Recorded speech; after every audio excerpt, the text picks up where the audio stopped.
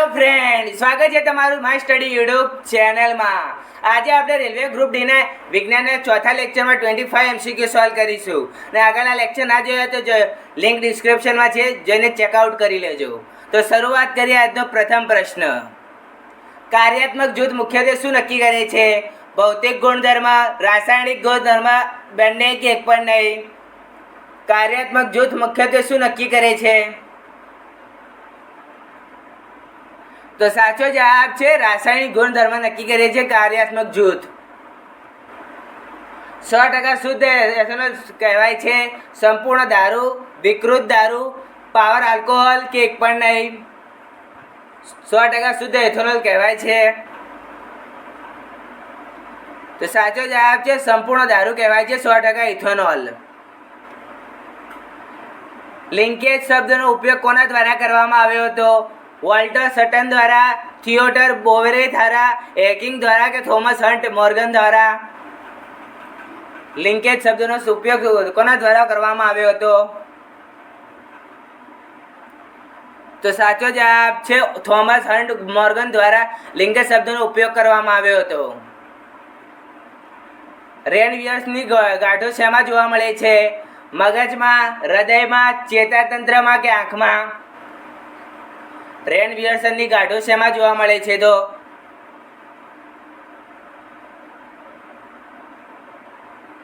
તો સાચો જવાબ છે ચેતાતંત્રના અંદર રેનવિયર્સની ગાંઠો જોવા મળે છે.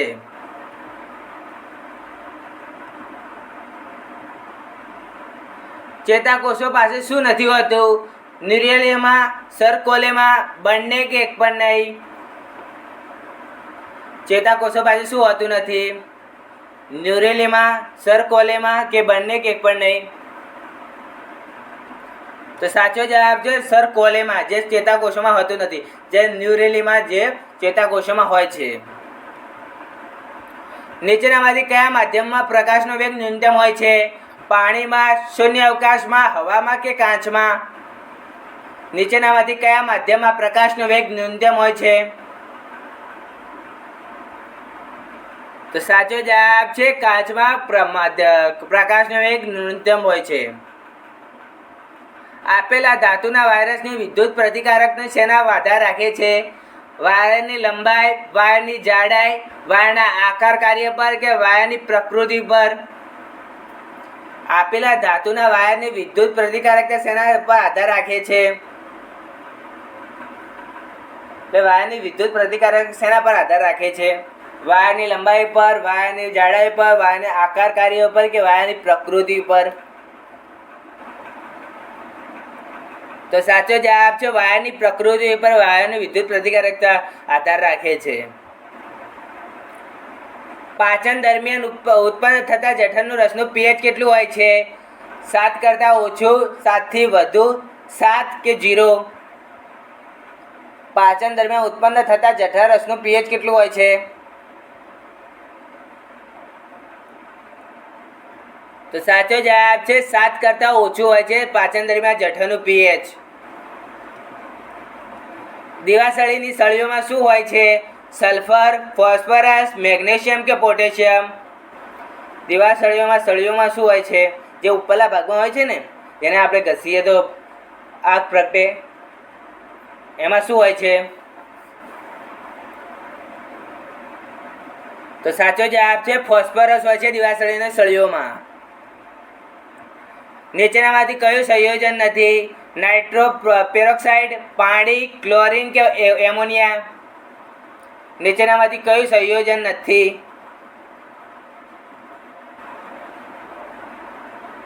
તો સાચો જવાબ છે ક્લોરીન, જે સંયોજન નથી.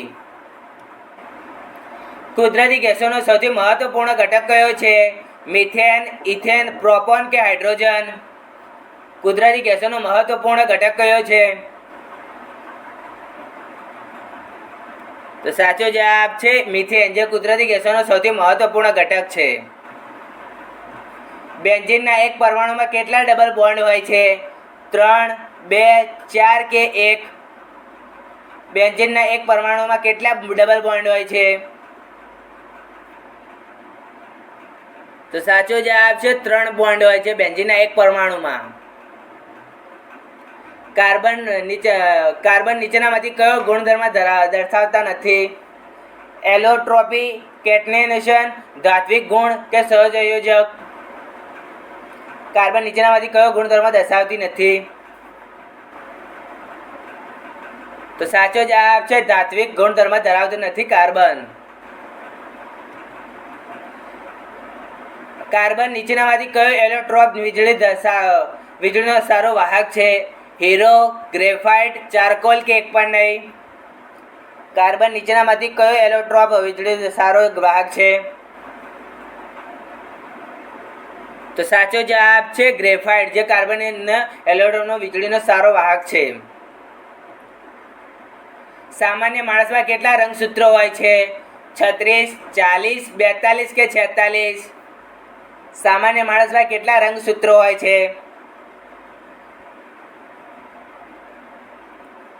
તો સાચો જવાબ છે 46 રંગસૂત્રો હોય છે સામાન્ય માણસ, જે 23 માતા અને 23 પિતાના તરફથી મળે છે. એમ 46 રંગસૂત્રો માણસ શરીરમાં હોય છે.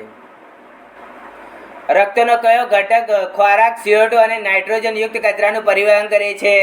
પ્લાઝમા, શ્વેત રક્તકણો, રેડ રક્તકણો કે ઉપરના બધા જ?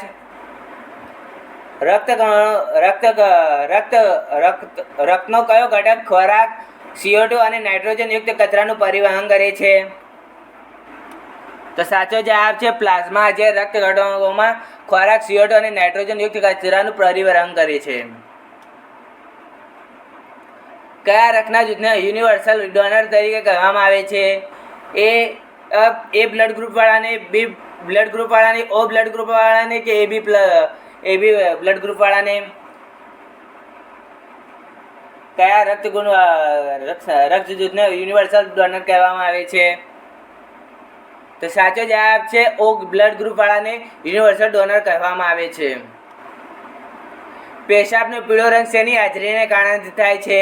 પિત્તના કારણે, લસિકાના કારણે, કોલેસ્ટ્રોલના કારણે કે યુરોક્રોમના કારણે?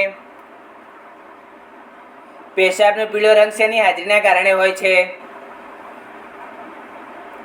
તો સાચો જવાબ છે યુરોક્રોમના કારણે પેશાબનો રંગ પીળો હોય છે. માનવ હાડકામાં નીચેનામાંથી કયો ક્ષાર સૌથી વધુ માત્રામાં જોવા મળે છે? Magnesium chloride, calcium carbonate, calcium phosphate કે સોડિયમ ક્લોરાઇડ? માનવ હાડકાની નીચેનામાંથી કયો ક્ષાર સૌથી વધુ માત્રામાં જોવા મળે છે? તો સાચો જવાબ છે કેલ્શિયમ ફોસ્ફરટ, જે માનવ હાડકાના ક્ષારમાં સૌથી વધુ માત્રામાં જોવા મળે છે. કોણે કહ્યું હતું કે નવા કોષો પહેલાથી અસ્તિત્વમાં રહેલા કોષોમાંથી બને છે? કોણે કહ્યું હતું કે નવા કોષો પહેલાથી અસ્તિત્વમાં રહેલા કોષોમાંથી બને છે? એટલે કે જે જૂના કોષો હોય છે એના કારણે જ નવા અસ્તિત્વમાં આવે છે. હેકલે કહ્યું છે, વિટ્રોએ કહ્યું છે, હુકે કહ્યું છે, સિલેટરે કહ્યું છે? કોણે કહ્યું હતું કે નવા કોષો પહેલાથી અસ્તિત્વમાં રહેલા કોષોમાંથી બને છે? તો વિટ્રોએ કહ્યું હતું કે નવા કોષો એ પહેલાથી અસ્તિત્વમાં રહેલા કોષોમાંથી બને છે. 1896માં કોણે અણુ શબ્દોનો પરિચય આપ્યો હતો? જ્હોન ડાલ્ટને, જોસેફ પ્રોસ્ટે, મહર્ષિ કાર્નાડે કે વિહેલ ઓસ્ટવાલ્ડે? 1896માં કોણે અણુ શબ્દોનો પરિચય આપ્યો હતો?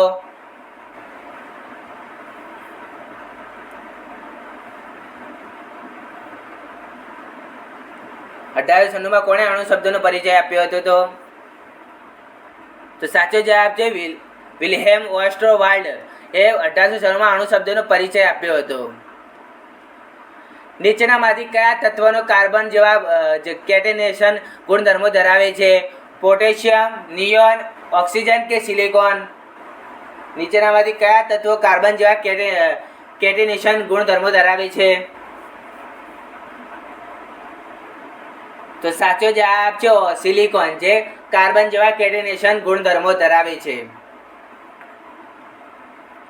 નીચેનામાંથી કયા પરમાણુના 3 કાર્બન પરમાણુ હોય છે? કાર્બન ડાયોક્સાઇડના, ઇથેનોલના, પાયરુવિક એસિડના કે ગ્લુકોઝના? નીચેનામાંથી કયા પરમાણુના 3 કાર્બન પરમાણુ હોય છે?